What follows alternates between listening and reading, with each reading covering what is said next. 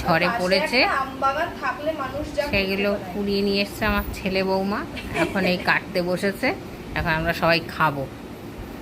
আম খেলে খুব ভালো ঘুম হয়, জানো তো বন্ধুরা। আমার না মানে দেখো, আম জিনিসটা সবারই পছন্দ, যতটুকু খাওয়ার কথা ততটুকুই খাই।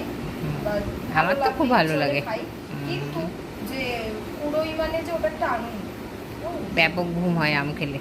আমি যে ওই পুরোই শুধু খাবো যে কেমন না, খুব একটা খাই না। আমি তো একটু ভাত কম খেয়ে আমটাই বেশি খাই। হ্যাঁ, উনি আবার ভাত সারাদিনে কটা আম খাই হিসেব নেই, আমি হয়তো দুটো তিনটে আমি কোনোদিনও খাইনি, একটা গরমের ফল, এটা কি আর 12 মাস পাবো? তাই খেয়ে নি বেশি করে, ভাত একটু কম খাই। খাবার থেকে পুরোনোটাই মজা বেশি।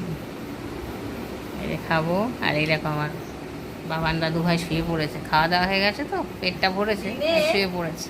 আর এই যে এই ব্যক্তি যিনি ভিডিওটা করছে, আমার দিকে ক্যামেরাটা ঘোরাও, এই দুটো ভাত খাবে থেকে থেকে শুধু আম আম।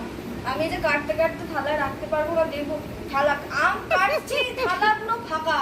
মানে আমি যে আমটা এরকম মানুষ কি করে যে জমায় ভালো করে করে সবাই মিলে বসে খাবে এরকম, আমি যতই কাটি থালা মোটে ভরেই না আমার, এরকম একটা সিচুয়েশন হয়ে যায়।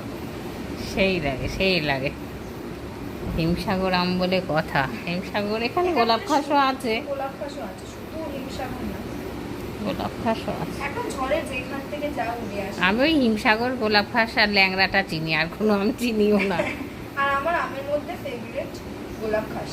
গোলাপ খাস খুব ভালো লাগে, অনেকের ভালো লাগে না। না না, আমারও খুব ভালো লাগে, একটু বেশ শক্ত শক্ত থাকে, ভালো লাগে, মিষ্টি। ওটাই বেশি ভালো লাগে, একটু আঁশ থাকে, কিন্তু ওটাই কিন্তু মজা, জানো তো। যে একটা আম মানে অকওয়ার্ড লাগবে হয়তো শুনতে, মানে চুষে খাওয়ার ওই আঁশটা না থাকলে সেটা আসে না।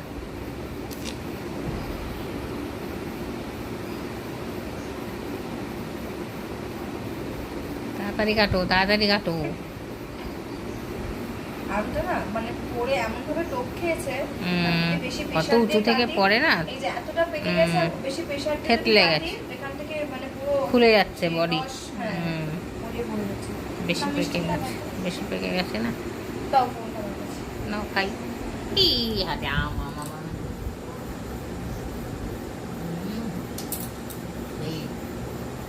সেই মিষ্টি।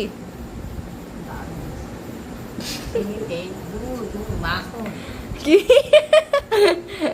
আমি এরকম রিয়াকশন? তোমার কাছে ভালোবাসো বন্ধুরা, আম খেতে খাবে নাকি? চলে এসো। বললাম না, আম কাটা মানে আমার তালা ভরতে পারিনি এখন, ওই যে শুরু।